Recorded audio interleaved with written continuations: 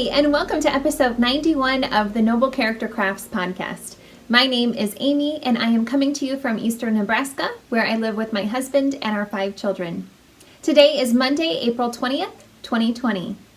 This is a podcast all about my crafty life, and today I have sewing and knitting to share with you all. You can find me online on Instagram and Etsy at Noble Character Crafts. And you can get in contact with me through my email at noblecharactercrafts@yahoo.com. You will find links to the places that you can find me in the description box below, as well as the show notes for this episode. A huge welcome to any new or returning viewers. Thank you so much for joining me today. I hope that you really enjoy this episode. I am currently hosting a make-along over on Instagram, which is called the Make 9 2020 Mal, and that is for you to join in on the Make 9 challenge, where you choose 9 patterns that you would like to make in this year, and post a grid showing those 9 projects onto Instagram using the hashtag Make 9 2020 Mal. And then any progress pics or any finished object pictures that you would like to share on Instagram, please go ahead and include that hashtag again, and that will enter you to win a prize, which I am drawing periodically throughout the year. Any whips are allowed, so if you have any works in progress that are outstanding, maybe you've had them ongoing for many years even, that is perfectly fine. If you want to try to finish them up this year, that would be great. Go ahead and include them on your grid.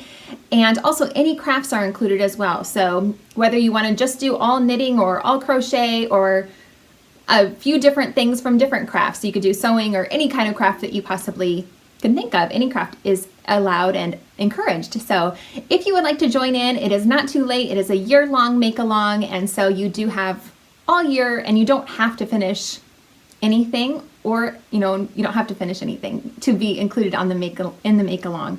So please, if you would like to join in, I would love to see the projects that you would like to make this year and see any progress that you make along the way. I have a finished object to share with you all, and it is in sewing this week.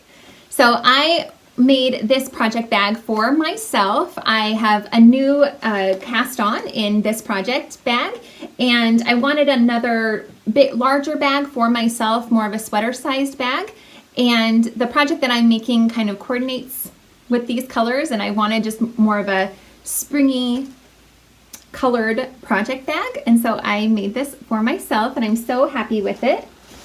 If you tuned in last episode, you saw that I had made a few project bags that I put in my Etsy shop. There are still a few in my Etsy shop if you're interested, but anyway, I had made a few notions pouches as well using a tutorial that I followed on YouTube by Erica Arndt, and it is a quilt as you go notions pouch, and it taught me the technique of quilting as you go, which I did again for this project bag. So I just made 2 large panels using the quilt as you go method, and then I just increased the project bag size that I normally make. I just increased it by an inch or 2 in dimensions so that it was just a little bit larger all the way around, and I'm really happy with how it turned out. The quilt as you go method, I think, is a little bit easier when you're doing a smaller scale panel. Once I got into these larger pieces, it was a little bit difficult to continue to keep the lines even. So you can see on this edge especially, there's this little triangular section where the 2 sides meet because one of the 2 sides was not perfectly in line. You're adding a new piece of material on, and you're just kind of eyeballing it. According to the tutorial that I followed, she doesn't suggest that you pin it down or anything. She just says kind of eyeball it, and so that's what I've been doing. But then once you get out, you start in the center and you work your way out, and eventually the lines probably are askewed a little bit. So anyway, once again, it's not perfect, but it's okay. I love it. I'm really, really happy with how it turned out. And I had this neutral, more of a duck cloth for the bottom that I thought worked well. And on the inside, I used a vintage fabric that I had in my stash. It's actually an old pillowcase that I had purchased probably from a thrift store, I would imagine. And I included a pocket in there too.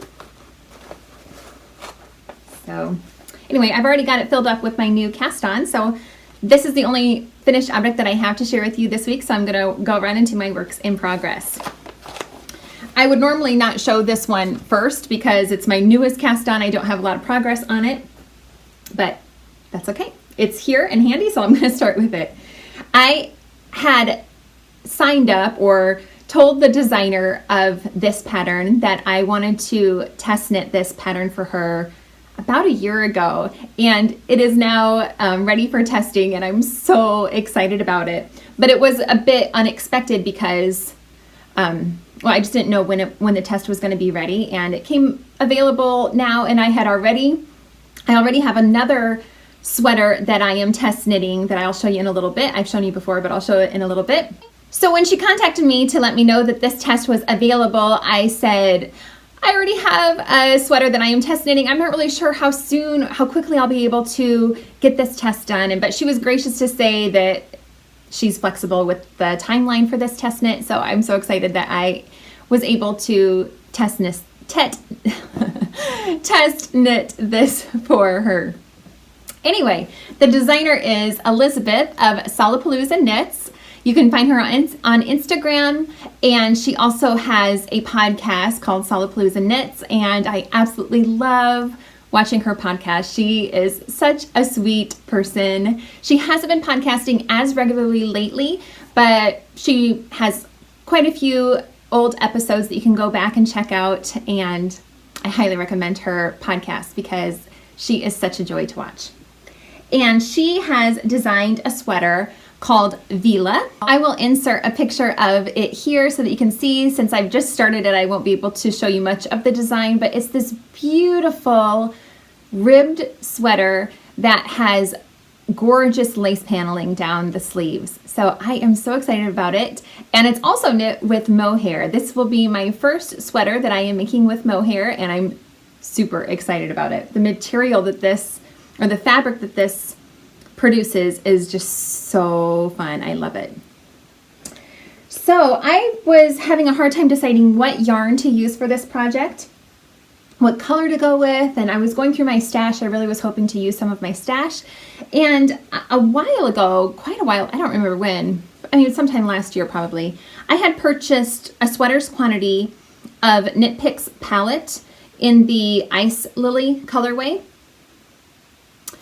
And here it is. I'd actually had a different sweater in mind for this, a colorwork sweater that I was planning on making, but I haven't been making it. I mean, I hadn't made it yet, and I keep putting it off. And I really thought that this sweater would be pretty in this color. And then I thought to hold it with a bare color of mohair.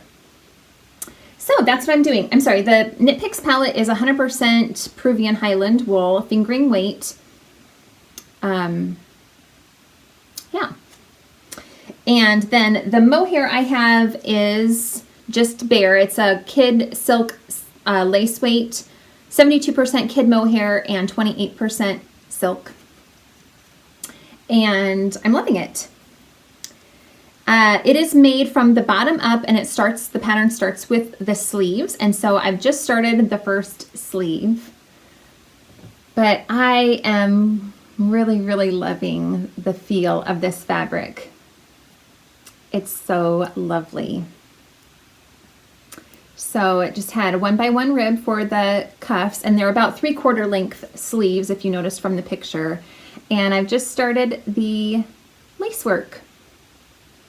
So I don't have a ton to show for that, but I'm really, really happy with how it is coming along. I mean, I'm excited to see it come along a little bit more, but it's going really well, and I'm super excited about it. I am using the recommended needle size. I was able to get gauge with that, which are, for the ribbing, I used US 2.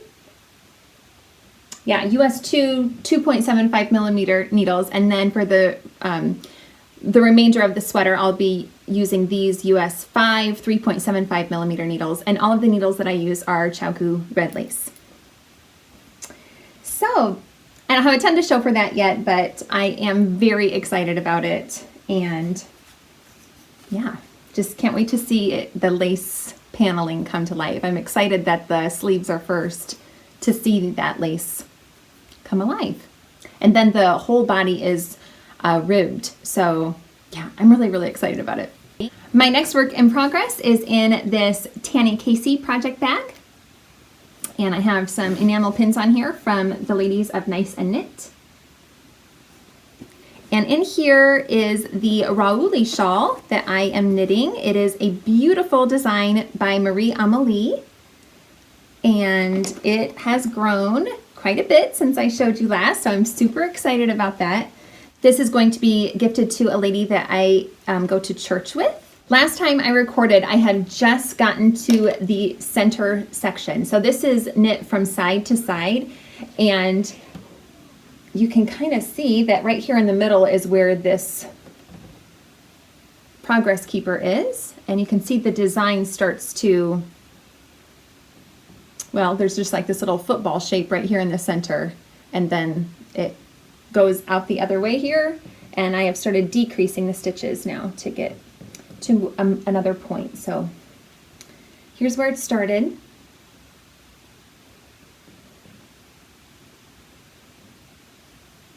And yeah, I'm super happy with how much progress I've made since I recorded last, which was exactly 2 weeks ago from today.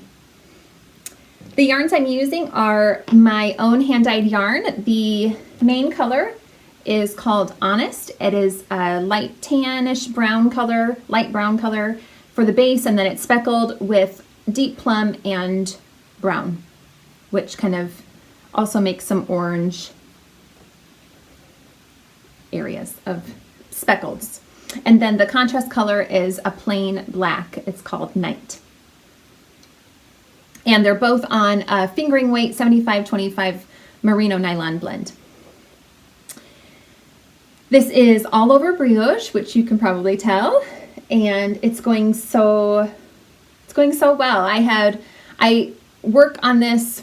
I've made a goal to work a set number of rows every day, and I get confused with how many that is, because with brioche you're doing each row twice, but I'm doing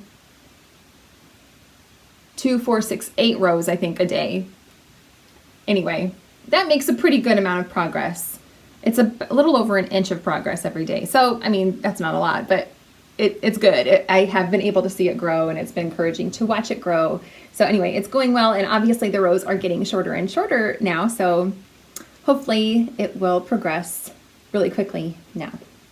I'm using the recommended needle size for this project as well, which are US 6 4mm needles. And I have, for a while now, been inserting a lifeline every couple of inches, just so in case I make a mistake, I'll have a safety spot to rip back to. So that's this light purple yarn you can see run through there.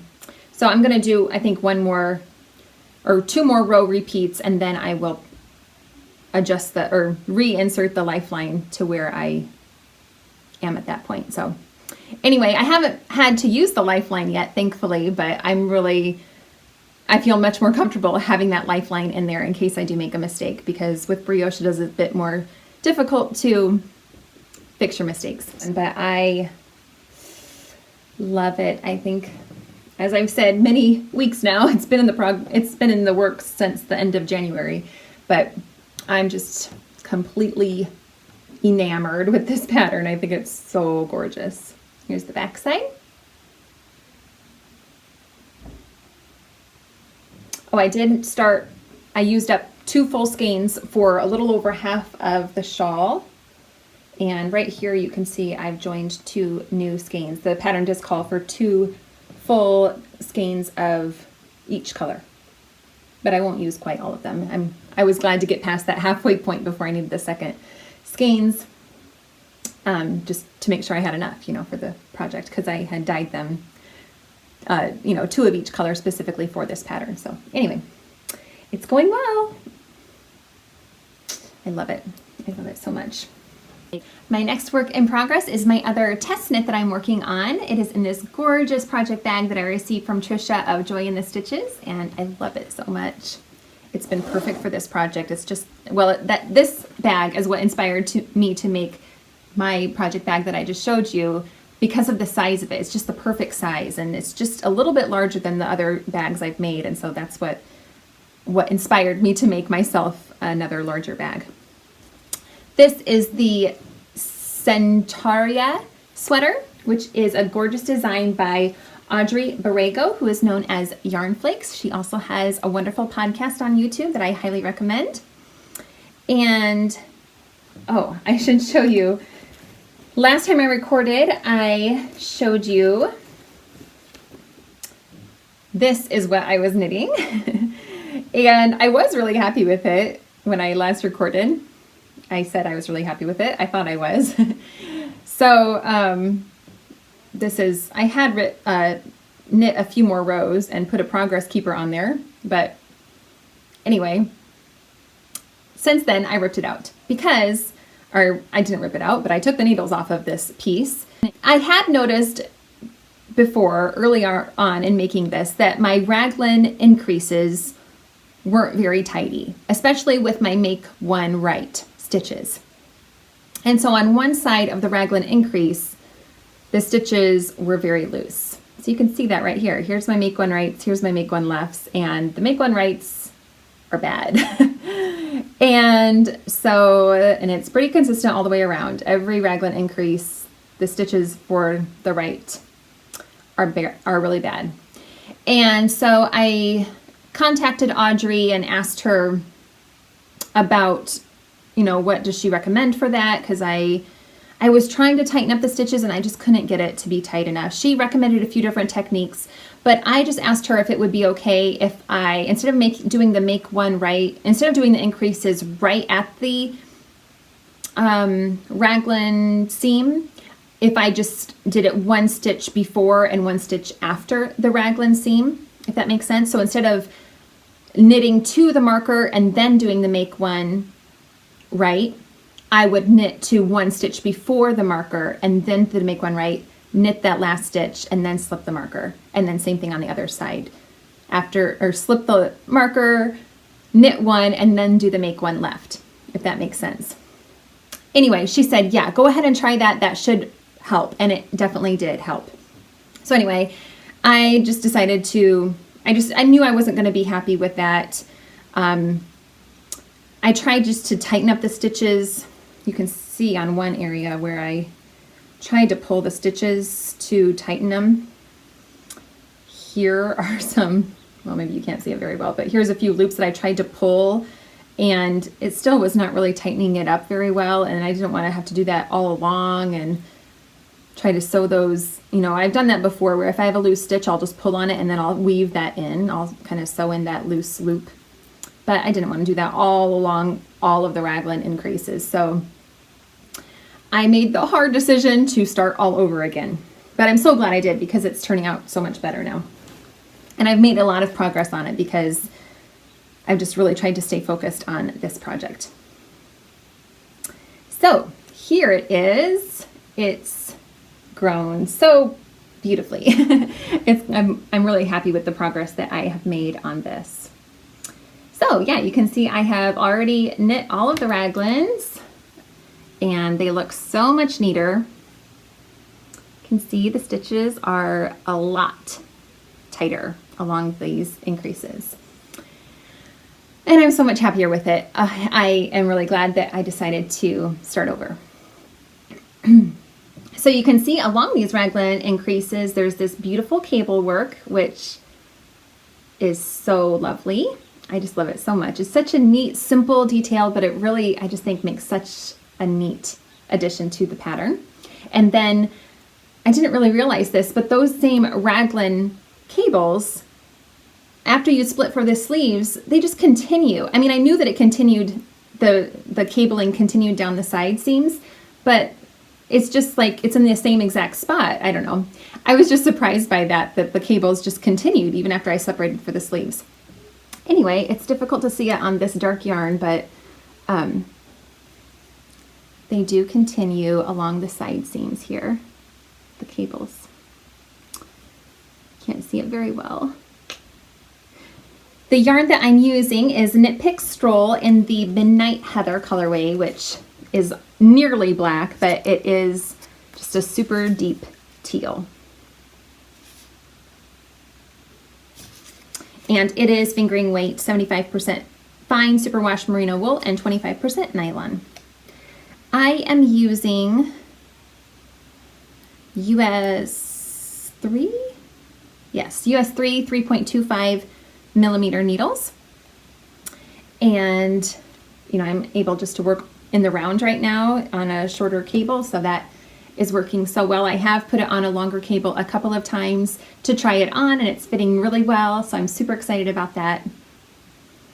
So yeah, there's also this beautiful cable, even more of the beautiful cable work along the bottom ribbing, along the waistline, and along the sleeve cuffs. So I'm excited to get to those parts.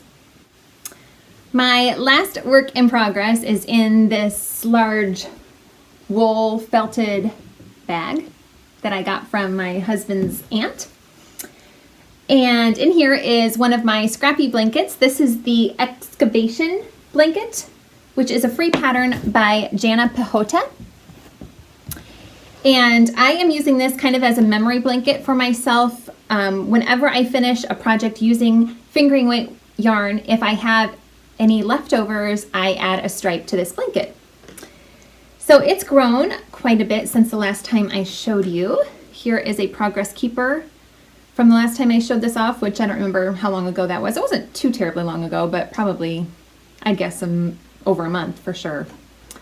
Anyway, I've made quite a few extra inches on this, and it's super, super big at this point. So I thought about counting the stitches, but I mean, it's gotta be a lot. I'll stand up to show it to you so that you can see it better. Last night when I was adding in the last color that I had from the night shift shawl that I recently finished to add to this, and I went ahead and put it on a longer cable so that I could spread it out. I was thinking maybe I would be done with this half. This blanket is going to be made in two separate halves, and then I'm going to seam it together, which is a variation from the original pattern. The original pattern has you work this half and then switch to the wrong side and knit the second half, so that one half of your blanket is showing the right side and one half is showing the wrong side. But I don't want to do that. I want to make two right side pieces and then seam them together so that the right sides are both on the right side. So anyway, I'm just going to be varying from the pattern in that way. Anyway, I got it on this longer cable to show you better, and also because I was thinking maybe it was going to be big enough that I would be able to start the second half. But I've decided that I do want to make it just a few more inches longer. Right now it's measuring 56 inches on each of the longer sides. It will be a square eventually. And I think I want to go to 60 inches at least. So I'm going to add an extra 4 inches yet before I work on the second half of this, but it's so pretty, isn't it? I love it. I think it is so cool. The pattern is super easy. You just start at this end with the long tail. You leave a long tail.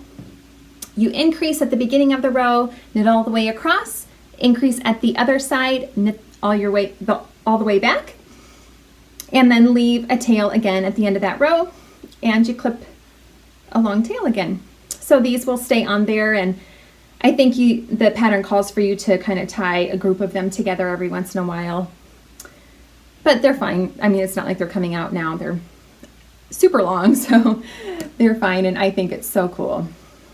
I really, really love how this is looking. And it's super fun to be able to go through and see all the different projects and be reminded of the different projects that I have made. I'm using the recommended needle size for this project as well. These are US 2.75 millimeter needles. So yeah, I highly recommend this pattern if you would like to have an easy scrappy blanket on the go. It only takes about 4 grams still to do the rows, even though they're super long. So, well, I should remeasure that. Maybe it's up to about 5 grams now, but still, it's not a ton of yarn. So that works well. So yeah, I'm super happy to continue to work on this project. I try to add the stripes to it as soon as I finish a fingering weight project so that I don't get too far behind on adding those, and I want to continue keeping up with adding all of the different yarns that I've used in other projects to add to that blanket. So those are all of the projects that I have to share with you all this week. I do want to go ahead and share a few more podcasts with you all. I have, the last couple of podcasts, I've been sharing a few of my favorite podcasts that I like to watch, and I want to continue doing that. I have 3 more podcasts that I'd like to recommend to you all if you're looking for some more knitting podcasts to watch. The first of which is Frame and Fiber. Paige hosts the Frame and Fiber podcast, and I absolutely love watching her podcasts.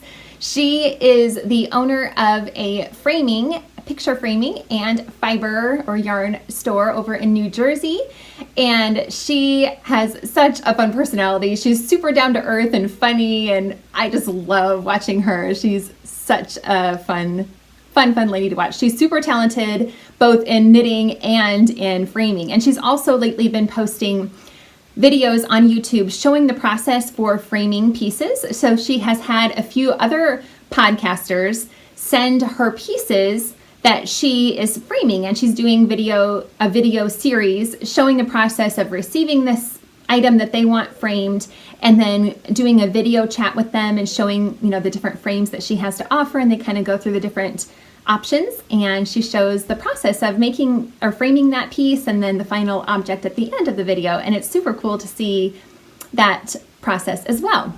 But then she also does a regular knitting podcast as well and shows off all of her beautiful works in progress and makes and everything. So I highly recommend Paige's YouTube channel as well. The second podcast I want to recommend is a new to me podcast. It's also fairly new. They only have maybe 7 podcasts out. It is called the Rose Opal Knits podcast, and it is hosted by a mother-in-law named Erica and her daughter-in-law, Daphne, and they are such a joy to watch. I am so happy that Erica contacted me and let me know that they were doing this podcast so I could check it out, and they're just really a fun pair to watch. They're really sweet, and it's neat to see their relationship together. They're really positive and uplifting. So I really encourage you to check out their podcast. They make beautiful projects as well, and both of them are really good at just improvising patterns. It seems like I think especially Erica has a colorwork sweater that she is making right now that she's just kind of making up the pattern, and it's absolutely gorgeous. She doesn't publish any of her designs, but it's just really inspiring to watch the projects that they're making and seeing how... Oh, and then Daphne she's expecting a child this summer, a baby girl, and she made herself a weekender by Andrea Mowry, and then she just made a little tiny one for her daughter so that they're matching. It's adorable. Anyway, I highly recommend their podcast, and they are right now hosting a knit along for colorwork sweaters. So if you are making a colorwork sweater, or if you have it in your plans to make one, I think it's going through the summer, maybe they're knit along for that, but you don't have to finish your colorwork sweater, you just have to participate. And it's over on Instagram, the Cal. I think it's called ROK for their podcast initials, ROK Colorwork Sweater Cal. So go ahead and check that out if you are making any colorwork sweaters. Anyway, highly recommend that podcast as well. The third one that I want to recommend is Fable Knitwear, and that is hosted by Helena. Well, anyway, I think she commented on how people can't pronounce her name correctly. She's from Norway. She is a fabulous knitwear designer, and she also hand dyes yarn. And she just she's well known for making vintage inspired knitting patterns, and I love vintage inspired patterns, and so she is on my list for a designer that I definitely want to try one of her patterns. She is super talented and has so many gorgeous sweater designs, so I highly recommend her YouTube channel as well as her designs as well. So I hope that gives you a bit of inspiration for a few other knitting podcasts that you can check out. Like I said in my last episode, I just love knitting podcasts. I watch them all the time, and especially while I'm knitting, of course, and they're just so much fun to watch. So relaxing, and it's something that I can just have on while I'm knitting, and I just is so, I love watching them. So Anyway, I hope that gives you a few new podcasts to check out if you haven't already. So I think that's all that I have to share with you this week. We've been doing really well. The weather has not been able to stay steady. We have had winter weather and beautiful spring weather as well. We just had this fluke snowstorm on Friday, was it? A couple days ago. And then the next day, no, it wasn't Friday. Was it? Thursday night into Friday, I think. But then by Friday afternoon, the snow was completely gone. So anyway, it was kind of fun to have one last blast of winter, I guess. But right now, today is just an absolutely gorgeous, springy, warm day. So that's been super great. So I don't think there's really been anything other than that going on. We have been doing great. So I hope you all have been doing well as well. I would really appreciate it if you would give this episode a thumbs up and subscribe to this channel if you enjoyed it. I would appreciate that so much. I hope you all have a great couple of weeks ahead. Thanks again for watching. Bye.